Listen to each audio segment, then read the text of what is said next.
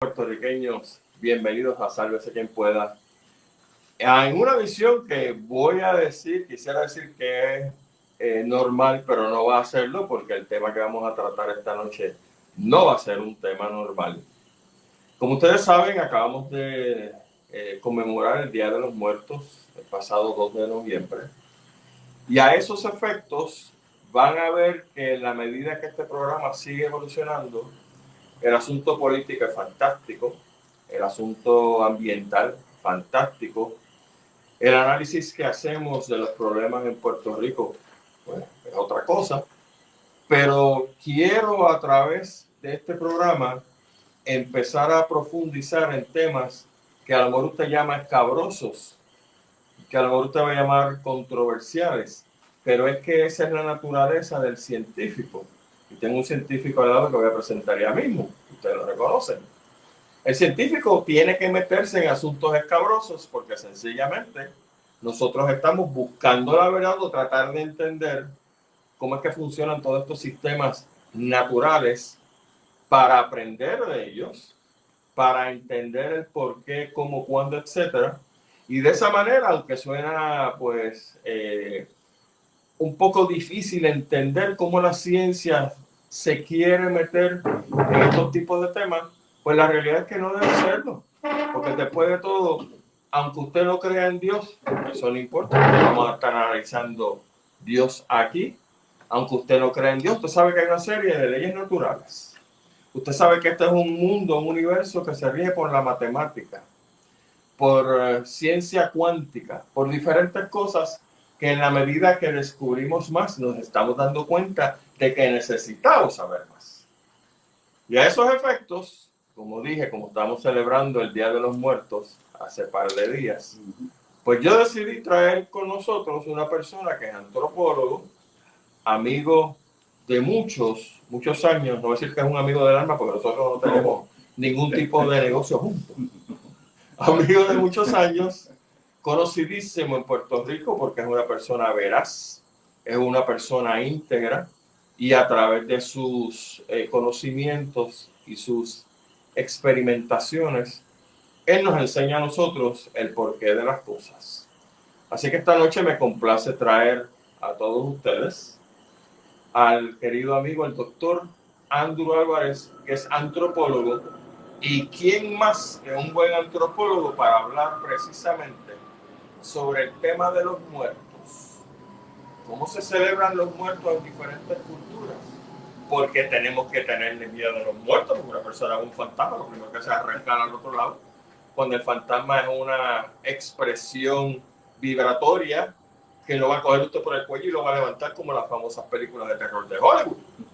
Pero de eso se trata. Así que, Andrew, muy buenas noches. Muy buenas noches igual. Gracias por la invitación, Gustavo, a los amigos acá, tanto en tu página como en la mía. Seguro que sí. Saludos a todos allá. Seguro que sí, en ambas páginas estamos aquí compartiendo en Sálvese quien pueda. Este es un programa de tradición, como digo yo, como lo ha sido la otra realidad. Y la idea, como dije, mis amigos, es comenzar a entender cómo las diferentes culturas, y definitivamente vamos a tocar nuestra cultura aquí en Puerto Rico, celebramos el Día de los Muertos. ¿Y por qué hay tanto miedo con el asunto de los muertos? Porque la gente le tiene terror a andar en un cementerio de noche. Más terror le debería dar a usted andar en ciertas partes en Puerto Rico de noche, porque allá usted puede coger un tiro, en el cementerio no va a coger un tiro. Bueno, lo que vamos a hablar antes de que por alguna razón de eso el teléfono hizo de una vuelta, estaba una cebrita, ¿verdad? Sí, estaba bien. Bueno, acá informalmente con Gustavo, gracias nuevamente por la invitación. Seguro. Bueno, la tradición de los muertos está desde el mismo principio de los tiempos, ¿no? Desde la prehistoria humana hemos visto asentamientos arqueológicos, ¿no? Y específicamente los estudios paleontológicos que se hacen de los fósiles. O sea, por ejemplo, hombres de Neandertal, hombres de Cromañón, hemos visto entierros, ¿no? A través de investigaciones que llevan casi ahorita, casi 200 años, de estar trabajando con este tipo de fósiles y de encontrarnos los entierros que dejaban los hombres primitivos, donde tú veías que ya había una creencia desde el hombre de Neandertal, estamos hablando de Neandertal, pues dale por lo menos alrededor de 250.000 años para atrás, desde más o menos que empezamos a encontrar los primeros fósiles y luego el Homo sapiens, ¿no? Que es el hombre cromañón. Vamos a ir a esa antigüedad, a ese pasado, Y vamos a encontrar que se hacían rituales, por ejemplo, para los muertos, se hacían rituales de enterramiento, funerarios, se le daban piezas de trabajo o herramientas de pedernal, se le ponía alimento, comida, bueno, todo eso. Y lo vamos a ver repetido en una serie, ¿no?, de investigaciones que se han hecho tanto dentro de cuevas como en otros enterramientos que han sido encontrados en diferentes yacimientos arqueológicos. Y esto es interesante porque inclusive acá en Puerto Rico hemos visto también un proceso interesante de cómo es que se puede investigar los cementerios indígenas en Puerto Rico. El cementerio indígena más grande que hay en Puerto Rico, para que ustedes tengan constancia, no está ahí, es pretaíno. Y lo encontramos en el Parque Ceremonial de Tibes, allá en Ponce, donde yo he estado muchos años, de hecho, desde la década de los 70, cuando empezó la Fundación Guainía del sur de Ponce a hacer investigaciones arqueológicas, las primeras que se hicieron allí, precisamente en Tibes, en el Parque Ceremonial. Pues nosotros de muchachos que éramos, todavía estaba en la escuela superior, estaba en la Ponce High, pues obviamente entrábamos allí y acompañamos a algunos de los investigadores en aquel entonces que empezaron, ¿no?, a reconstruir gradualmente esas plazas, esos batalles. Y allí se encontraron cientos de osamentas. Inclusive se encontraron gente sacrificada, prisioneros de guerra que habían sido decapitados, de tantas cosas interesantes allá en Tibet. Y dándolo por arriba a eso, ¿no?, para poder llegar un poco más a la actualidad y de ahí obviamente tocar otras tendencias que hay, otras costumbres a nivel de diferentes culturas del mundo. A mí me está siempre interesante, ¿verdad?, de que aquí pues nos relatan los entierros taínos desde el punto de vista, por ejemplo, del cronista español, ¿no? Si el Bartolomé de las Casas o el que haya escrito alguna cosa, Panejo, el que aparezca, que haya escrito algo, y tú te das cuenta cómo se hace una comparativa con los hallazgos que se hacen en las excavaciones, que se hacen, ¿no?, en los sitios arqueológicos. Y una de las cosas que nos planteaban siempre era que al cacique lo enterraban con su mujer favorita, con la esposa favorita, con ese enterraban al cacique, con alimento, con bebida de chicha, que es la bebida fermentada, por ejemplo, la yuca, y se le ponían también las herramientas y las armas de cacería o de combate. Y acá en Puerto Rico siempre se ha estado buscando, hay arqueólogos, para que tú sepas, y saqueadores también sí, como digo yo, de enterramientos y saqueadores en zonas arqueológicas. Hay gente que siempre ha estado buscando el famoso guanín. El famoso guanín de oro que alegadamente se enterraba con un cacique. A otros decían que pasaba de cacique a cacique, otros decían que no, lo enterraban con él, pero la realidad es que no se ha encontrado nada. No, por lo menos oficialmente, porque no hemos visto nada en ningún museo, ni siquiera en el Smithsonian. No lo hemos visto en Europa, en ningún museo de Europa, ese tipo de piezas. No lo hemos visto aquí en el pequeño y restringido museo de la Universidad de Puerto Rico, porque si lo podemos llamar así, a esa pequeña covacha. Pero no hay nada. Y obviamente el Instituto de Cultura puertorriqueño menos hay todavía. Así que es una de esas piezas perdidas en el tiempo. Dicho eso, obviamente al ser humano le interesa definitivamente saber qué le va a pasar después de esta existencia. Claro. O sea, somos mortales, somos finitos, sabemos que nos vamos a morir y que el tiempo está delimitado por X tiempo, ¿no? Hay una fecha de expiración donde nos vamos a morir. Y todas las culturas a través de los tiempos nos han dado algún tipo de interpretación o expresión de lo que parece ser el más allá.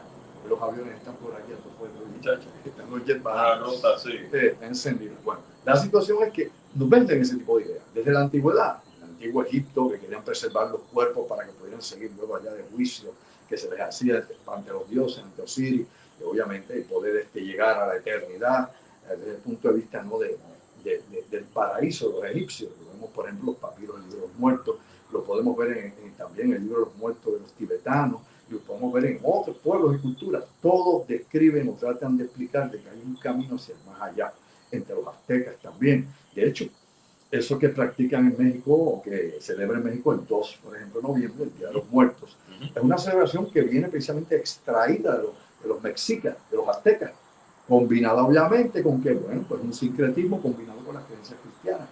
¿Okay? Por ejemplo, el Día de los Santos Difuntos, se une el día 1, el día 2. Entonces, si vamos al Halloween, como lo llamamos ahora, ¿no?, a esta antigua tradición celta, pues también otro sincretismo, que pasa exactamente lo mismo.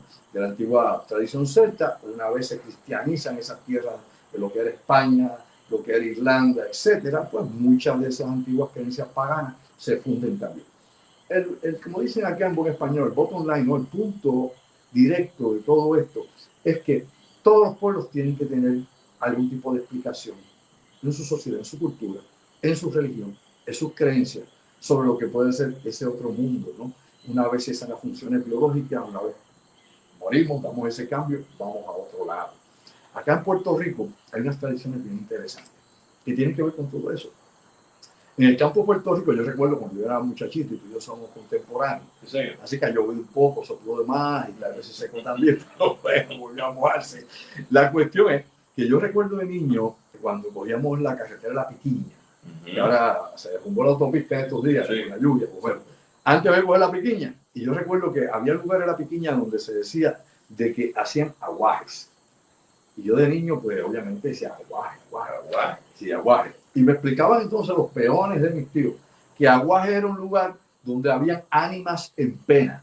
Habían ánimas en pena allí o porque habían sufrido un accidente y muerto en la carretera, porque se habían ahorcado en las carreteras. Yo sé que hay la tradición de los ahorcados en las carreteras en toda Latinoamérica, eso es famoso. Ahí desde el barrio del ahorcado hasta la quebrada del ahorcado, lo que tú quieras. Y aquí pues había ese tipo también de creencia y tradición. En Puerto Rico los caminos, ¿no? Los caminos vecinales y obviamente los caminos reales, que era lo que había antes de las carreteras de ahora, en la época de España. Es interesante porque en esos lugares que hacían aguajes, pues casi siempre había algún tipo de manifestación o susto. Y había una curva donde había aguajes siempre entre Calle y Salinas, y allí los carros tendían siempre a patinar o a irse de lado. Y yo recuerdo que en varias ocasiones, yo de niño, el carro le pasó lo mismo cuando yo acompañaba a mis tíos o a mi mamá. Y siempre me acordaba de ese lugar que me habían dicho los peones, que era exactamente en ese sitio donde siempre pasaba, donde había un puente que bajaba una quebrada. Bueno, esto es sin lluvia que empezaba. Seco, no, nada de lluvia, no, nada que sople, que la gente va, que mandaba, nada. Simplemente, ahí siempre por alguna razón había ese tipo de situación o ese tipo, digamos, de efecto. Y yo nunca se me olvidó porque lo veía que se repetía. Y no era que yo estuviera sugestionado que eso iba a pasar, simplemente pasaba y yo creía, mi mamá decía, ¿qué pasa aquí? ¿Habrá gravilla? ¿Habrá limo, algo, aceite? No sé, pero pasaba en ese lugar. La situación es la siguiente. Esa tradición ya perdida en el tiempo, porque la realidad es que según los pueblos dejan de creer en las cosas o dejan obviamente de preservar, ¿no?, las ideas culturales, sus tradiciones, pues estas cosas se van disolviendo con el tiempo y cada vez son menos presentes. Cada vez más extraño, raro que esto suceda, porque ya no hay gente que obviamente pueda seguir creyendo en lo que sus antepasados creían, ¿no?, que no fortalecen ese tipo de expresión, digamos, religiosa, creencia mística, como lo queramos llamar. La situación es bien interesante porque aquí también se da el famoso fenómeno del hacho. Y el hacho en las montañas, y que tú y yo tenemos un amigo común que se llama Edwin Velázquez, y el amigo zoólogo Edwin Velázquez, tú sabes que trabajó un tiempo allá en el Yunque. Y tú estuviste un tiempo en el Yunque también, machete en mano, como dicen.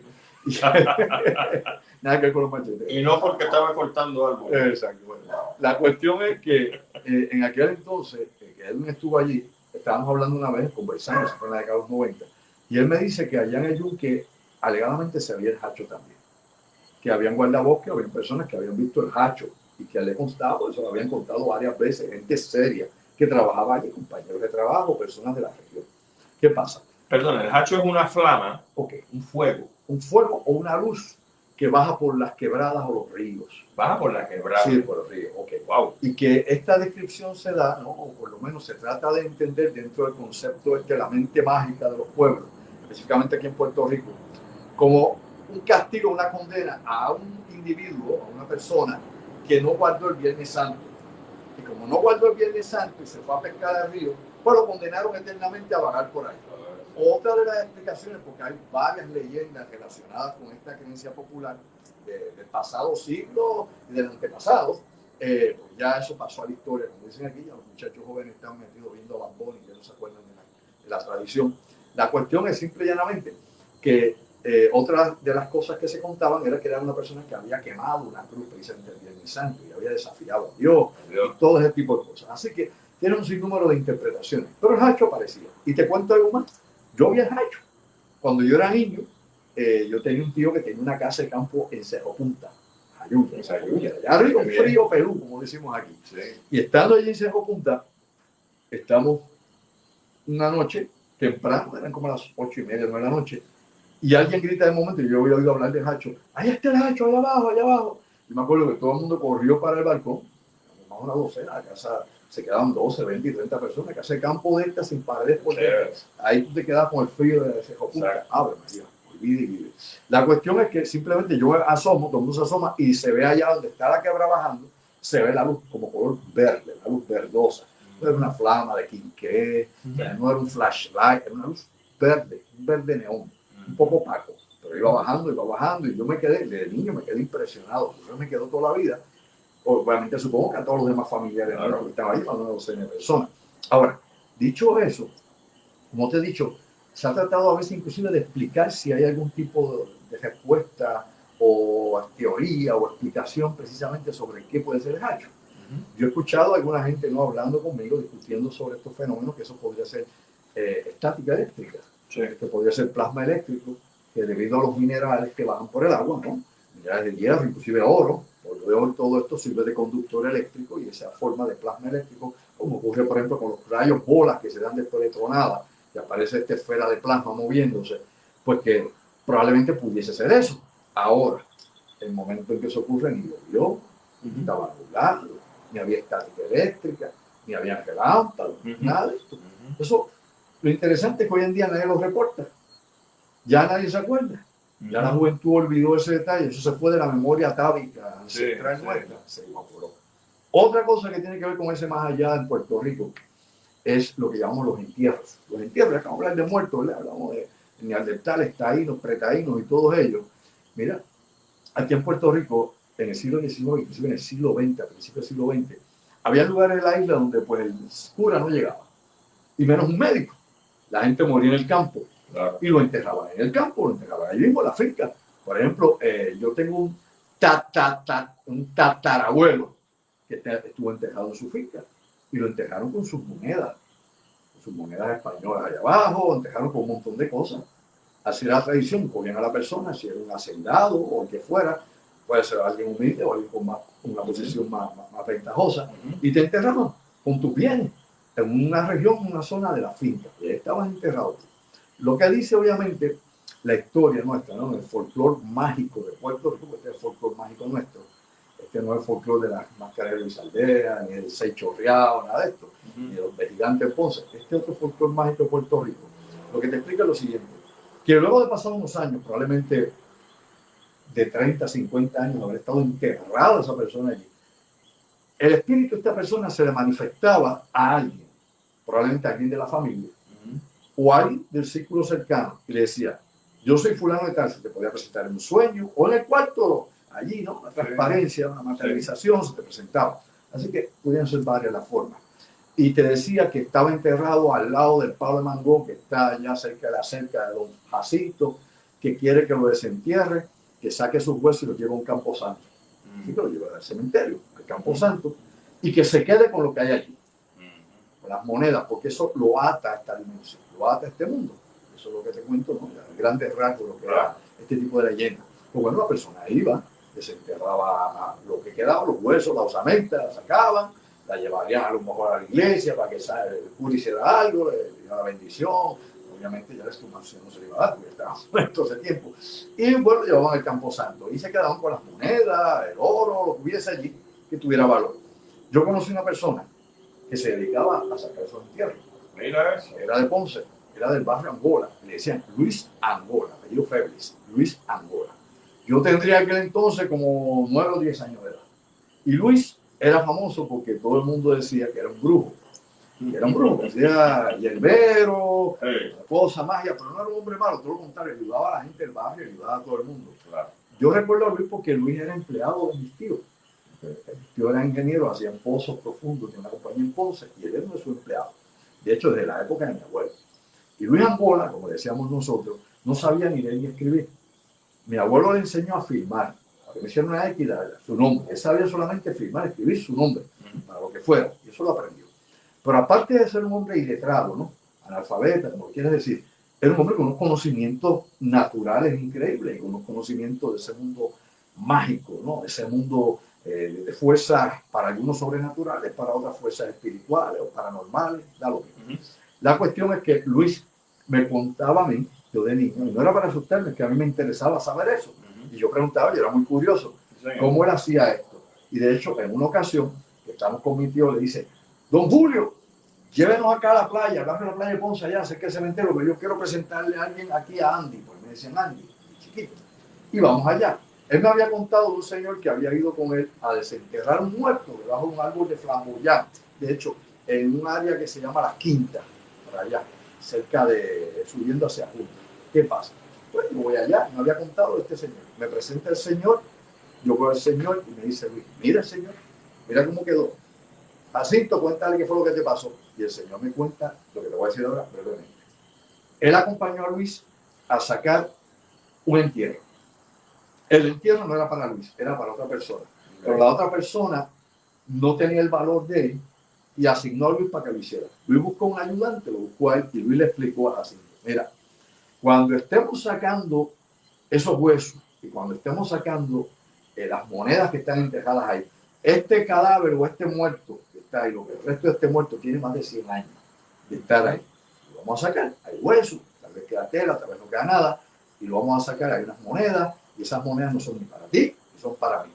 Es para fulano que a quien se le dio. Bueno, empiezan a acabar y le advierte, oye, si apareciese alguien allí, una o dos personas que tú no conoces, en medio de la noche, mientras estamos haciendo esto, darle en la noche, no les hables y no te pongas a discutir con ellos. Es la historia que me cuenta Luis, te pongas a discutir con ellos. ¿Pero por qué? Bueno, no lo hagas.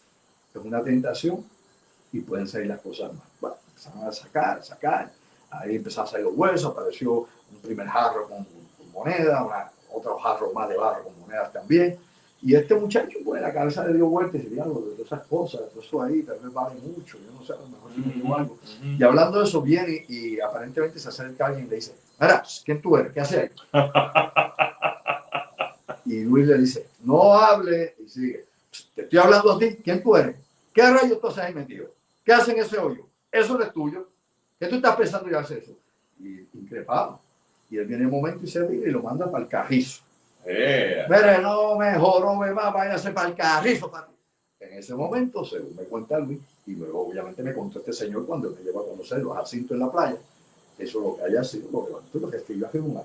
¿Qué? Y le rompió la clavícula. Estaba, mira, casi lo mata. Son historias, son anécdotas.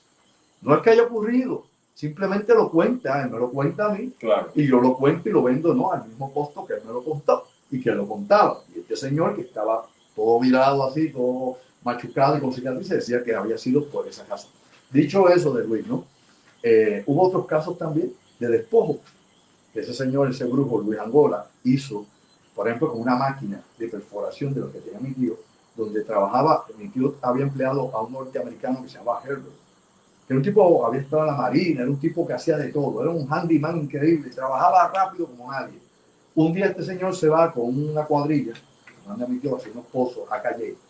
Y estando en Calle, pues anocheció, se hizo tarde, le necesitaban como 7 o 8 horas más de trabajo, así que él se comunica por teléfono, en la época todavía del teléfono público, en los 70, y le dice a mi tío, mire, don Julio, no hemos podido acabar, pero americano, tú sabes cómo hablaba ¿qué hacemos? Dice, pues mira, búscate un sitio donde se puedan quedar, un hotelito, un hotel, lo que sea allí, se quedan, lo facturas acá, lleva a los muchachos a comer, que coman, se bañen, estén tranquilos, mañana empiezan temprano, y ya a mediodía están aquí. Bueno, Herbert le dijo eso a los muchachos, había uno que era un rebelde, había uno que tenía hasta un, ¿cómo decimos?, récord criminal, había estado en Nueva York, había estado preso, era un tipo de pandilla, era un tipo rebelde. Y fui a la otra allá en 1972. Y no quería quedarse, que no me voy a quedar, y le habló malo a Herbert, lo insultó, y fue, bueno, si no quieres, pues quédate aquí, la guagua. Que yo me voy para Ponce, que no podemos volver a Ponce, porque claro. Come ahora, te bañas, te acuestas y te duermes, claro. Que no me da la gana, y le decía gringo de esto, aquello, lo insultó. Pues todos se fueron a comer. Herbert era un hombre muy fuerte, trabajador, yo lo conocí y sus hijos. Estaba casado con una puertorriqueña precisamente en Ponce, y era un hombre de palabra. Estando comiendo, pues Herbert viene y le dice a los muchachos, mira, por favor, vete donde fulano y dile que coma algo que no ha comido. Que le voy a llevar comida, que diga que no, que va uno de los muchachos, mira, fulano, no, le dice, que se vaya y se la ponga, tú sabes por dónde, y qué sé yo qué más. Mira, que no quiere, no sé qué cosa más. Herbert, como quiera, comprarle una carne empanada y no sé qué cosa más, la metieron en una bolsita y se la llevaron unos platos. Cuando llega allí, mira, muchachos, comete esto, porque no vamos a volver hoy, vamos a volver hoy a Ponce. La cogió, la tiró para el piso. No quiero un pepino, no quiero nada. ¿Pero qué te pasa? Tú estás molesto. Que ya me saltaste y te da. Y le insultó. Y en ese momento, el muchacho, el individuo, sacó una navaja, y le metió 4 puñaladas en el estómago haciendo la digestión. Lo mató. O sea, él cayó herido y de hecho lo corrió unos metros antes de caer en la hemorragia. La historia, ese fue el principio de la historia. ¿Qué es lo que pasó? Rápido, la sinopsis. Vuelven allá al taller, llevan la máquina de Herbert, ahí en el entierro de Herbert, yo voy al velorio, todo el mundo, sale mejor, dejamos a Herbert, se acabó la historia ahí de él. Cuando van a usar la máquina, una semana después, la máquina no prende. Y no prende, y no prende, y no prende. Mi tío, que era ingeniero, la chequea de la A a la Z, todos los procedimientos, y no prende. Dice, bueno, esto es una máquina, mi hermano, de 18 toneladas y pico, hay que traerlo de la fábrica, y trajeron, obviamente, mecánico y técnico de la fábrica de Estados Unidos acá, es más fácil que ellos vengan, además traerse para allá. Llegan acá, la desarmaron toda, amigos, toda la máquina. Yo me acuerdo que estaba en el taller de mi tío, toda desarmada la máquina, esa cosa gigante desarmada. La volvieron a armar de nuevo, o sea, que fue una revisión total, y no prende. Y no prendía, muerta. Y los técnicos le dicen, mire, nosotros sabemos, mi tío, eso debería funcionar. Se ha revisado pieza por pieza. En ese momento, está allí Luis Angola y le dice, don Julio, me da un momento. Dice, dígame, Luis, don Julio, lo que hay que darle es un despojo y una pela a esa máquina. Un despojo y una pela a esa máquina. ¿Por qué tú dices eso? Porque el espíritu de Herbert, que está en pena, está todavía encima de la máquina, está ahí jodiándolo y eso no va a aprender nunca. Permítame, por favor, mi tío, que era muy católico, y decía, no sé, es que esas cosas suenan como de, no sé, media brujería. Debe más que hacerlo, lo vengo y lo hago mañana, y tiene que estar y se moleste. No, yo quiero estar, dice mi tío. Ok. Al otro día viene Luis con unos latones de esos sultanas, con carbones adentro, le echa unas hierbas olorosas, le echa un montón de piezas de saumerio allí, por todo aquello, trae unas penques ramas y trae un látigo de cuero y empezó a darle una pela y con la penque con eso y hacía unas palabras y cosas ahí, le dio una pela a toda la máquina, le pasó el humo y medio mundo más y cuando terminó ya sudado, cansado, le dice, don Julio, préndala. Ya ustedes saben lo que pasó, ¿verdad? ¡Bum! Prendió. Mira eso. ¿Cómo uno explica eso? Físicamente no hay explicación, punto, ninguna. Pero pasó. Y son las cosas extrañas, fuera de lugar, son unos bloopers en la realidad que no deberían suceder, pero pasa. Esos son los entierros aquí, y es la parte de la tradición de Puerto Rico. Hoy en día, a no ser que usted sea como nosotros, medio gastado y medio usado, pues no se acuerda de eso. Los muchachos de hoy en día, la gran mayoría, no recuerdan ni el hacho, ni los entierros, obviamente, ni los aguajes, ni tampoco los duendes de montaña, que eso también está en la tradición de Puerto Rico, los duendes de las montañas, que los trajeron los europeos aquí, los trajeron desde los corsos que vivían en las montañas sembrando café, hasta otros grupos, obviamente, europeos que llegaron a la isla. Los duendes de montaña, por ejemplo, en Puerto Rico, corrían los caballos de noche y le hacían trenzas. El último duende de montaña que yo tuve registro de alguien que me contó de él, que fue precisamente un agricultor del área de Lares, fue para allá para el año 2003. Y el 2003, en una visita que estaba dando yo en Lares, en el campo de Lares, haciendo un trabajo que no tiene que ver nada con eso, me consigo a este señor, estamos hablando, y él me dice, no, es que hay tantas cosas, y nos pusimos a hablar de la tradición y la música, y él me dice, muchachos, los duendes que hay aquí. Y yo, ¿cómo que hay duendes aquí? Sí, me cogen los caballos acá rato de noche. Y yo, ¿cómo que le cogen los caballos? Sí, los cogen, cuando amanece los dejan todos sudados, el caballo cansado, y le hacen nudos por todo la crin y el rabo. Bueno, ¿qué pasa? Digo, pues usted tiene alguna así, pues vente, vamos para allá, Jibota.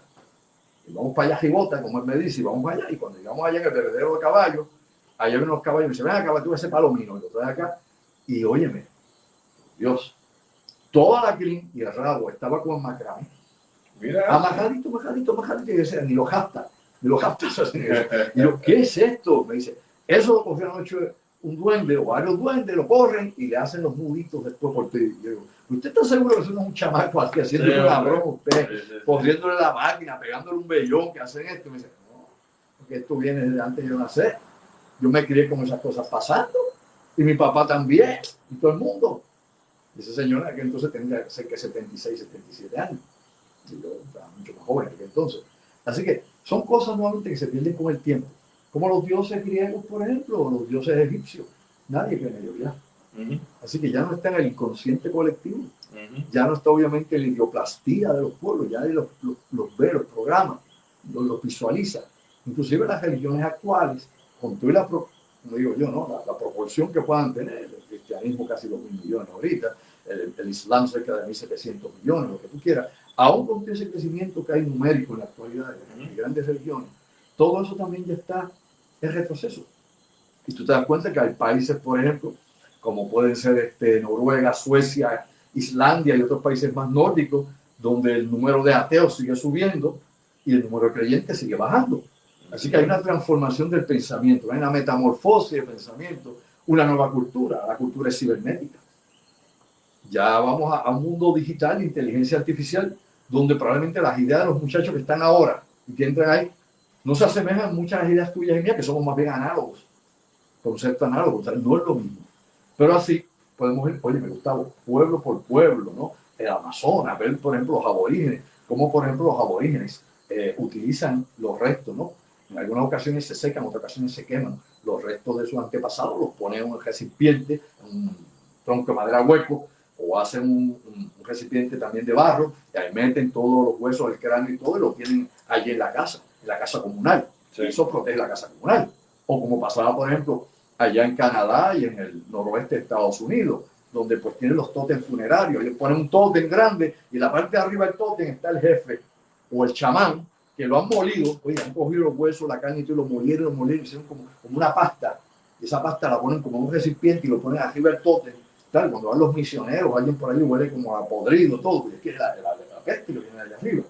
¿Te acuerdas? Tienes que haberlo visto, los amigos también en algunas películas, como por ejemplo los Sioux, ¿no? Los Dakotas y todo, tenían un cementerio, una tierra santa, una tierra sagrada, donde obviamente ponían como unas varas y ponían ahí arriba un soporte y ahí tapaban al cadáver, el cuerpo, y lo dejaban ahí. Otros pueblos norteamericanos, nativoamericanos, pues los ponían en cavernas, dependiendo de donde fuera. Por ejemplo, tienes acá en Puerto Rico, las tradiciones taínas en Puerto Rico sobre la muerte son bien interesantes. Por ejemplo, los taínos creían en los fantasmas. Y a los fantasmas, obviamente, decían ellos que se presentaban de noche. Y que de noche, si cogías un camino de noche y no llevabas una buena tea contigo, una tea era como una antorcha, te ibas a encontrar, obviamente, un babulla, que era el nombre que decían ellos a los fantasmas, babulla. Y uno decía, bueno, ¿y cómo ellos sabían que era un fantasma y que no era otro vivo que iba caminando por ahí? Bueno, porque los taínos le miraban en la barriga y si no veía ombligo sabía que no había nacido. Así que era un ente espiritual. Ahora, todos esos espíritus vivían en el Cubuy. Fíjate que hoy en día todavía hay barrios que se llaman Cubuy. Claro. Yo conozco 2 o 3 en Puerto Rico, Cubuy. Hay uno por allá cerca, por allá por Río Grande, ¿no? Río Grande, por el Yunque, por allá arriba, cerca. Hay torres hasta de comunicaciones en Cubuy ahí. Hay otro Cubuy por acá, por el centro de la montaña. Hay barrios en Puerto Rico, en Portuado, por allá también. Así que Cubuy, lo que significaba era la tierra de los muertos. Y estaban obviamente estos fantasmas, los bullas. Y tú tenías, por ejemplo, que el chamán podía hablar con esos muertos, siempre y cuando entraran en lo que ellos llamaban obviamente el ritual de la cojoba. Cogían del palo de cojoba, lo mezclaban con, rayaban, ¿no? el tronco, lo mezclaban con tabaco y se anifiaban eso por la nariz, estando en ayuno, usaban una espátula vómica, vomitaban, limpiaban todo el cuerpo, estaba vacío todo, cuando hacían la ingesta, obviamente, de esta sustancia, que te creaba unos efectos alucinógenos, era psicoactiva y tenías esas visiones. Entonces te ibas al mundo de los muertos, al Cubuy, o si no, te elevabas aún más y llegabas a los semíes. De los semíes, allá está la representación de dioses y de espíritus elevados. Son los semíes que tú lo ves, que lo vemos en esa figurita que todavía podemos ver por ahí, que te lo tienen en los museos, te lo venden ahí de réplica a los turistas. Exacto. Ahí tienen los semíes. Obviamente es un mundo mágico, interesante, y como este, pues podemos ir pueblo por pueblo. Mira, una de las costumbres más raras que hay de la muerte, de cómo trabajar con esto, la tenemos, por ejemplo, con los aborígenes australianos. Los aborígenes australianos hacen algo parecido a lo que hacen, por ejemplo, los nativos americanos, Norteamérica, que te ponen, obviamente, esas ramas arriba, te ponen unos pilotes abajo y te dejan el cuerpo ahí, pero hacen algo adicional, algunos de estos grupos, y es que ponen como unos jarros debajo del cuerpo para recoger los lixiviados del cuerpo, ¿no? Los líquidos del cuerpo. ¿Sabes qué hacen con eso? A los más jóvenes los frotan y los bañan con eso. Mira, para que tomen. Oye, ¿cuál es la idea? La idea de ellos, ¿no? Es su cosmovisión. La idea es que esa persona joven tome los atributos positivos del muerto, del fallecido, y que a través de los líquidos de putrefactos que salen del cuerpo, no huele bien. Exacto, nada bien. Si hay algo que en este mundo huele desagradable, es un cuerpo humano descompuesto. Sí, señor. Y yo lo he olido. Sí. No es agradable. Nada agradable. Ni el ratón podrido, fíjese. Un cuerpo humano inflado es una cosa terrible.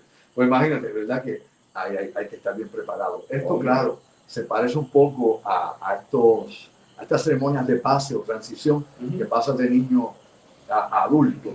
Y en muchos de estos grupos aborígenes, pues la pubertad termina ya a los 13 años, a los 12. No es como nosotros, que usted allá el nene lo tiene manganzón hasta los 18 años. Y aquí se queda hasta los 21 en la casa con papá y mamá. Y los hay de 50 que nunca se fueron de la casa también. Allá usted a los 12 o 13 años, como decía mi abuela, cría al macho, lo ponían, se lo cogen en el Amazonas, lo llenan de hormigas de estas soldados, pero lo muerden todo. Le hacen las de fuego, las hormigas de fuego. O sea, hay muchas formas. Allá en África también te hacen la circuncisión a la brava, le tiran el sucio y te cortan al mismo, como a las niñas que ya sabemos lo que le hacen aquí. Sí, bueno, horrible. Oye, Andrew, ¿por qué las manifestaciones de este tipo tienden a ocurrir de noche? ¿Cuál es el mambo ahí? ¿Por qué? Bueno, un poco también del temor ancestral que tenemos los seres humanos a la oscuridad, a la sombra. Y porque en la sombra nuestra mente puede crear, ¿no? Construir imágenes, liberar imágenes. En la oscuridad como tal, donde la oscuridad nos absorbe, la falta de luz, pues todas las ideas que podamos tener, inclusive nuestros miedos y nuestras fobias, se proyectan, salen. Hay incluso las experiencias de terror nocturno, hay estas experiencias que llaman de hipnagogia, de personas que quedan paralizadas en la cama y sienten un visitante nocturno, alguien que entró al cuarto. A veces lo describen como una sombra oscura. De hecho, en Estados Unidos se repetía mucho el fenómeno del hombre con un sombrero oscuro. Había otro fenómeno que era una bruja, que se repetía, por ejemplo, allá en Canadá, en otras regiones.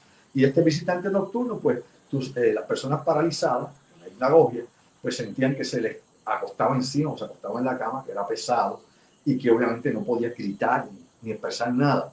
¿Cómo nos explica la neurología y la psiquiatría este fenómeno? ¿Qué explicación nos dan, si alguna? Bueno, nos dicen que es que el cuerpo se duerme antes que la mente.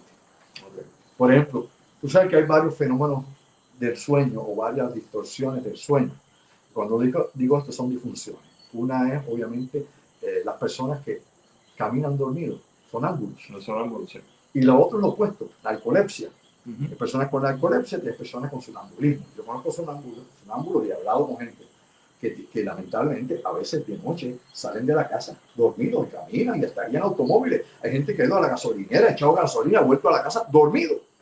Y vea, verifique, da cuenta que es así. Que y con niños, que la policía cada rato los encuentra. Y los nenes están. Tú ves niños por ahí también que van sonando. Sí, o sea, hay una serie de procesos, obviamente, neurológicos, podrían ser inclusive sociales, de crianza, de modelo, tantas cosas podrían estar implicadas del porqué de este tipo de fenómenos. En alcoholéptico, pues una persona que sufre de pesadillas, de sueño, o se duerme en cualquier lugar, si le dice que queda dormido, y no había que tener un problema de apnea. Simplemente entran en estos lapsos de sueño, se pueden quedar dormidos en cualquier lugar, tienen sueños a veces tan vívidos que es muy diferente a diferenciar la realidad del sueño. O sea, ese tipo de fenómenos. Y todo esto, pues, se incluye de alguna forma u otra, se mezcla también con otros fenómenos a veces llamados paranormales, o con estas fuerzas mágicas o sobrenaturales, y tienes tú diferentes cosas. Por ejemplo, todos sabemos que históricamente, en la época, por ejemplo, del medievo, en la época de la Inquisición, inclusive en la época de Jesús, allá en Israel, tú te acuerdas que muchas veces las descripciones que se dan de las personas poseídas eran personas que tienen ataques epilépticos, ¿cierto? O otras condiciones neurológicas, inclusive esquizofrenia, psicosis, y tenían a esta persona babeando por la boca, convulsionando, y muchos de estos casos podrían explicarse obviamente como un ataque epiléptico. Otros que quedan paralizados, lo que llaman el petit mal, que se quedan así. O sea, hay posibilidades. Cuando digo posibilidades, es que no todo se puede explicar así, pero hay algunos casos sí. Los que no se pueden explicar así son los casos que están en esa barrera, como digo yo, de la realidad, que se va más allá del conocimiento psiquiátrico, psicológico, neurológico. Y ahí damos ese brinco al otro lado y nos perdemos, ¿sabes? Déjame hacerte una historia. Yo estoy seguro que los amigos que nos están viendo a través de la página de Sálvese Quien Pueda, y los amigos de tu página también, claro, tienen historias que contar que a lo mejor no solamente les sucedieron a ellos, sino también a sus familiares. Déjenme compartir algo con ustedes. Yo soy un científico, no ando pensando boberías, que si veo fantasmas que me tocan el hombro así, ya tú sabes, ni gárgolas que me cojan. Pues ahora cuestión de hace como un mes y medio, estoy en la cama, empieza como a las 6 de la mañana, ya está entrando la claridad del día a través de la ventana. Estoy de lado y siento como que me cae agua Coño, ahora sí me sacudo. Mojado. Wow. Bueno, ahora será un figmento de mi imaginación. Me viro al otro lado, cambiando de posición en la cama, todavía pues tratando de conciliar el sueño, aunque esté entrando luz. Y vuelvo y me cae al otro lado agua. Aquí me salvé yo. Y miro, busco el techo. Nada, de hecho me paré de la cama a buscar, ¿verdad? Y eso me sucedió en varias ocasiones y da la casualidad que cuando me sucedía eso, venían noticias de dinero. Okay, ¿verdad? No, fantástico. Pero mira lo que pasa. Por si acaso, pues yo, ¿verdad? No le hice mucho caso a eso. Hace par de días, mi querida compañera Marla Díaz. Pero por favor, no diga eso. Mañana juego.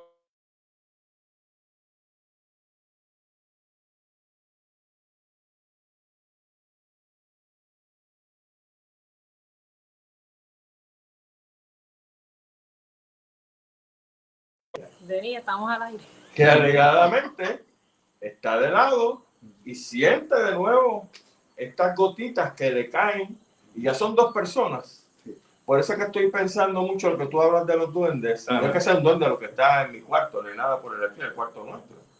Pero es que sencillamente están ocurriendo unos fenómenos que a una persona que trata de buscarle la lógica a las cosas, como este servidor, y como Marla, no sucede. Y entonces este caso tuyo, que tú has tenido 800 experiencias de este tipo. Por eso, entonces, son cosas, mis amigos, que uno no puede explicar.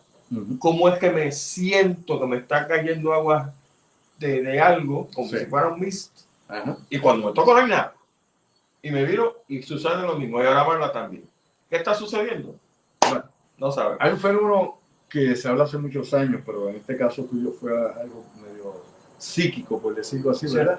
Percepción. Sí, sí. Es otra cosa, pero hay un fenómeno que se llama lluvia seca. A veces uno está caminando y han pasado de noche y de día y siente las gotas y no hay nubes, y sientes que te cayó agua, te tocó agua, pero no hay agua. Pero bueno, es un fenómeno de percepción. Aquí la cámara nuestra está dando problemas de que se viró hace rato el teléfono. Creo que era que ni quería que lo interesara, porque estamos creo que virados. No sé si estábamos virados o si ahora me viré de verdad, pero bueno, parece que estábamos virados acostados. Pero bueno, eso es bueno, recuéstese con nosotros. Sigue el espíritu robando. Son cosas que pasan acá, de cuando en vez. Bueno, la realidad de nuevo, hay muchísimas experiencias. Lo que llamamos el onírico, ¿no? Los sueños. Y hay personas, como te dije hace un rato, que creen que los desencarnados le hablan a través de los sueños. Se presenta la abuela, el abuelo, el papá, un hermano, alguien a través de los sueños. Y eso pues también se conserva todavía, ¿no? En la tradición y en la práctica en Puerto Rico. En Puerto Rico, por ejemplo, en el siglo XIX, es algo que yo recalcaba muchas veces en mis clases, específicamente cuando tocábamos Sociedad y Cultura de Puerto Rico en la universidad, de que en Puerto Rico habían unos fenómenos políticos y espirituales que estaban enlazados y que nuevamente pues se queda en esas notas oscuras de la historia, la historia desconocida de la isla, porque aquí solamente, pues ya tú sabes, los vencedores escriben o destacan los asuntos de la historia que desean. Y en Puerto Rico, lamentablemente, muchos de ángulos interesantes que había de la historia nuestra y que podrían ser trascendentales, pues se echan a un lado. Esto es una nota histórica interesante y tiene que ver obviamente con los movimientos, por ejemplo, de independencia en Puerto Rico. Los líderes independentistas, ¿no? Los hombres ilustres en Puerto Rico, Betance, por ejemplo, allá Cabo Rojo, que era espiritista, y lo usó a él como a Ruiz Belvi y otros más que eran espiritistas. O puedo mencionar a Bartolomé de Castro, que era masón, como era mi bisabuelo, que eran compañeros, y estuvieron presos en el Morro los dos y eran masones. O sea, lo que quiero decir con esto es bien interesante, es que en Puerto Rico los movimientos separatistas contra la colonia española pertenecían a dos organizaciones o a dos tendencias filosóficas diferentes o disímiles con la Iglesia Católica Apostólica Romana, que era la iglesia que representaba inclusive al Estado español, a la metrópoli de España aquí. Y era que eran o espiritistas o masones. Esas dos cosas, o eran espiritistas o eran masones. Y los espiritistas, para que usted sepa, dentro del grupo de los espiritistas en Puerto Rico en el siglo XIX, la mayoría de ellos eran intelectuales. Eran los intelectuales en la isla. No era Juan de los Palotes, no era Findingo Lengua Muerta, eran los intelectuales de la isla. Y los libros que estaban en boga en ese entonces en Puerto Rico eran los trabajos de León Hipólito de Izar, mejor conocido como Allan Kardec. Los libros de Allan Kardec, ¿no? Evangelio según el Espiritismo, el Libro de los Muertos, entre otras obras más de Allan Kardec, se leían entre los intelectuales y los políticos que obviamente estaban en contra de la colonia y de la posesión no española, de su control sobre Puerto Rico, porque iba en contra del orden establecido. Y aquí en Puerto Rico por mucho tiempo, y todavía, hay centros espíritas de espiritismo científico cartesiano en Cabo Rojo, todavía tiene 100 y pico de años. En Mayagüez, que tiene 100 y pico de años también, ahí está el doctor Fabio Caro, todavía, está en los 90 y pico de años. Estaba Lumen en Ponce, acá estaba la Casa de las Almas en Santurce, estaba Surcos en la calle Mayagüez, allí en Acorrey, y otros centros más que pudieran haber habido aquí en Puerto Rico, muchos más. Esos eran los más conocidos.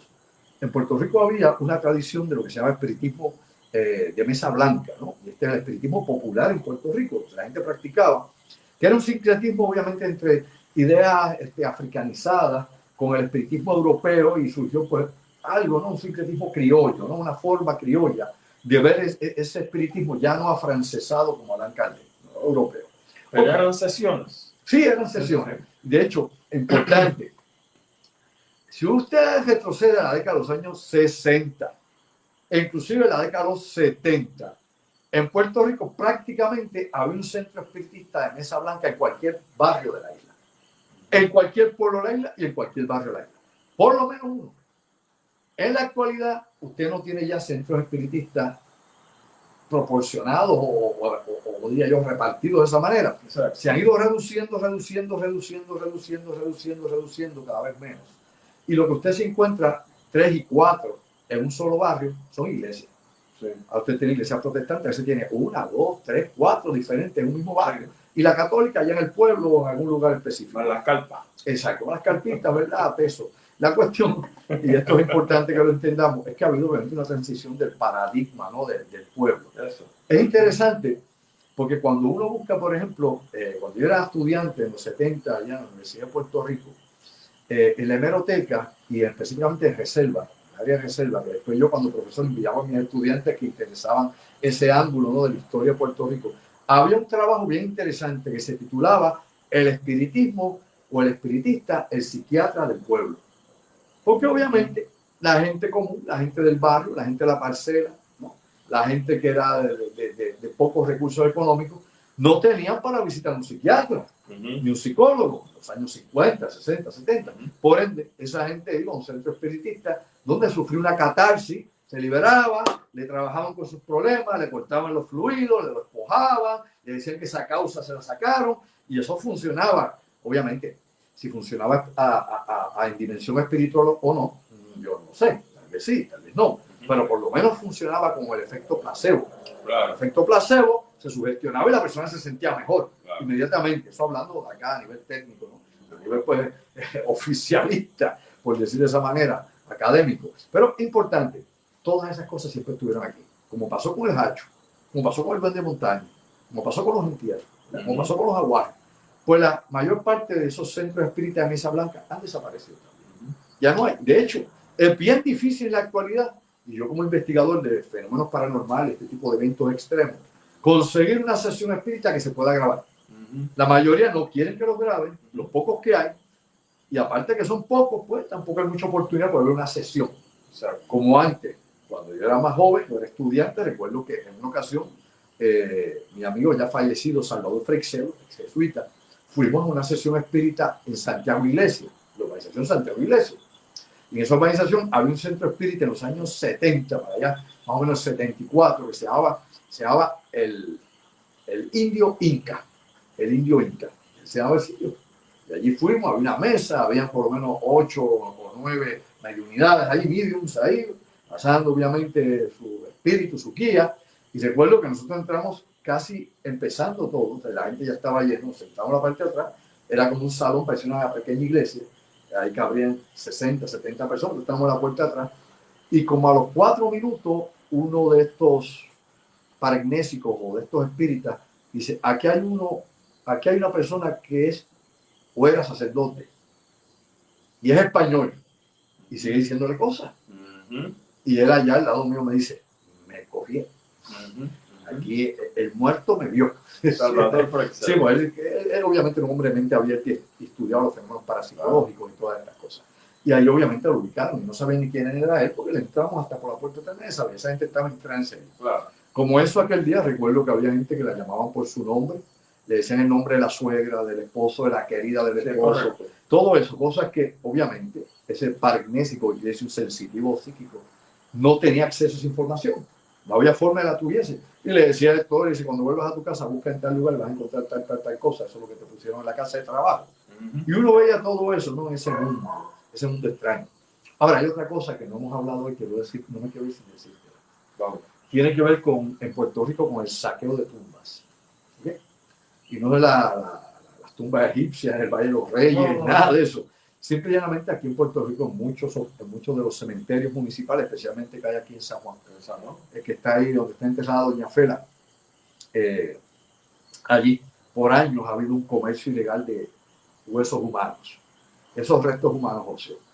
Allí hay, para que usted sepa, sobre 250,000 restos humanos en osarios, ¿no? Osario es una cajita, la ponen, ¿no? Eso la está, cripta. Sí, es como una cripta, es un salón. Si usted va alguna vez a ese cementerio, va a ver que hay como si fueran salones de clase, como de las escuelas públicas, igual de 2 pisos, y ahí lo que hay, tiene usted son todos esos osarios, ahí todos puestos, uno al lado del otro, uno al lado del otro. Y hay 250,000, incluso de esos 250,000, por lo menos cerca de 30 y pico mil de ellos los sacaron de donde estaba el aeropuerto Luis Muñoz Marín en Isla Verde. Porque antes que hiciesen ese aeropuerto allí, aquello era un cementerio, para que usted le conste. Y sacaron esos cuerpos y los pusieron allí. Los huesos, los removieron todo. Que era algo que querían hacer, por ejemplo, la Marina de Guerra de Estados Unidos en Vieques. Lo que se llama la Operación Drácula, ¿sí? Busca la historia. Sí, así mismo, despiértela. Sí, la época de Luis Muñoz Marín, la época de Sánchez Vilella. ¿Qué querían hacer? Pues simplemente la Marina, para sacar a los viequenses una vez por todas, pues buscando este recurso antropológico que habían aplicado los británicos allá en África, con los zulúes y con otros grupos que conquistaron por la fuerza, donde pues ellos sabían cuál era la creencia y el mito de este pueblo y sabían qué quitarle al pueblo para que se extinguiese. En el caso de los zulúes, por volver a Vieques, si le quitabas la silla, el sillín, el trono, el rey perdía el poder. Como un zulú. Exacto, y eso obviamente era símbolo del poder, de la jerarquía. Y recuerden que la antropología nació precisamente de los británicos, son los ingleses los primeros antropólogos oficiales, y surgió precisamente de esa época victoriana, de conquistar pueblos, y para conquistar pueblos habían cronistas que apuntaban todo lo que pasaba, qué creía este pueblo que estaban conquistando, estos indígenas, estos africanos, y así empezó el estudio etnológico de todos esos pueblos. Bueno, dicho eso, rapidito, pues mira, el proyecto de la Marina era sacar los cuerpos que habían en los entierros de Vieques, dejados en Vieques, en los cementerios, y sacarlo y moverlo a la Isla Grande, para que la gente en Vieques ya no tuviera arraigo con sus antepasados y se fueran de Vieques y sacarlos más fácilmente. No se hizo, gracias a Dios, no se hizo. Primeramente se quedó como una propuesta de la Marina y nunca procedió. Pero ustedes ven como esto. La cuestión de robar los huesos, regresando nuevamente aquí, es que los huesos tienen precio. Tienen precio para el vudú, tienen precio para el palomayombe, tienen precio para la brujería. Y hay diferentes tipos de brujos, brujería negra, brujería magia verde, magia roja. Hay diferentes sistemas que se utilizan, hay gente que cree en ellos, ¿no? Y muchos de los fundamentos que se hacen, ¿no? Que son las piezas de adoración, se hacen con huesos humanos, ¿no? Por ejemplo, si hace un zarabanda en el palo mayombe, pues necesita elementos de la tierra, necesita huesos humanos, espíritus que vas a enviar ahí, entre otras cosas, en un jarro o en una olla de hierro. O sea, y todas esas cosas están ahí involucradas. Aquí en Puerto Rico todo eso se practica. Y nada de eso tiene que ver con la santería, ¿no? Con la religión yoruba. No tiene que ver nada con la santería. La gente todo le llama santería y la prensa le echa la culpa a los santeros para todo. Sí, no tiene que ver nada. El santero o yoruba trabaja con los santos, el palero con los muertos, el santo se trabaja de día y el muerto se trabaja de noche. Eso es parte también de la cultura afroantillana, es el Caribe mágico. Todo eso es nuestra cultura. Haití, República Dominicana con el gagá, el palomayombe y la santería en Cuba, candomblé en Brasil y aquí en Puerto Rico el espiritismo criollo. O sea, tenemos un Caribe mágico y eso es parte de la tradición nuestra. Sí, señor. Óigame, la verdad que se nos quedan muchísimas preguntas, observaciones, historias que contar. Ya. Pero cuando estamos aquí con el doctor Andrew Álvarez, pues usted sabe que sus discursos generan más preguntas. Pero de eso se trata la ciencia, porque a uno le gusta aprender. Ahora, yo quiero estar seguro de que con el doctor Álvarez Vamos a traerlo probablemente el año que viene, en algún momento quizá el primer trimestre, porque de la misma manera que empezamos a hablar sobre el asunto de los muertos, creo y me interesa hablar mucho sobre el asunto del diablo. Ande. Porque aquí hay gente cristianos, que se caen de fondillos defendiendo al diablo, que es la cosa más increíble del mundo. Pero así son. Bueno, Así que vamos a hablar sobre el demonio, Satán, Belcebú, Lucifer, en algún momento del próximo trimestre, porque como dije, estos temas escabrosos son fascinantes y ¿por qué no? Vamos juntos a averiguar de qué se trata esto. Así que mis amigos, antes de una cosa, sí, señor. una actividad que quiero compartir. Adelante. Pero eso que tú llamas, para que ustedes sepan, se llama teología del terror. Y la teología del terror es meterte miedo con el diablo. Ahora, uno se pregunta, esto es un pensamiento lógico para ti, para nuestros amigos. Ven acá. Te mandan al infierno, a las pailas del infierno, porque le fallas a Dios, porque eres un pecador, porque reniegas de Dios, porque eres un blasfemo y todo eso. Pero entonces, ¿para qué el diablo te va a castigar si estás con él? Si lo estás apoyando, no te va a castigar, te va a premiar, le va a hacer de sus bandas. No, entonces quien te castigue es otro. Bueno, pero eso es para que usted se ponga a buscar lógica, eso es lógica. No es que yo crea, eso es la lógica, eso es pensamiento lógico, analítico, crítico. Óyeme, estoy este próximo domingo, el domingo de la semana que viene, a las 6 de la tarde, comienzo una conferencia que se llama Sobrenatural Parte 2.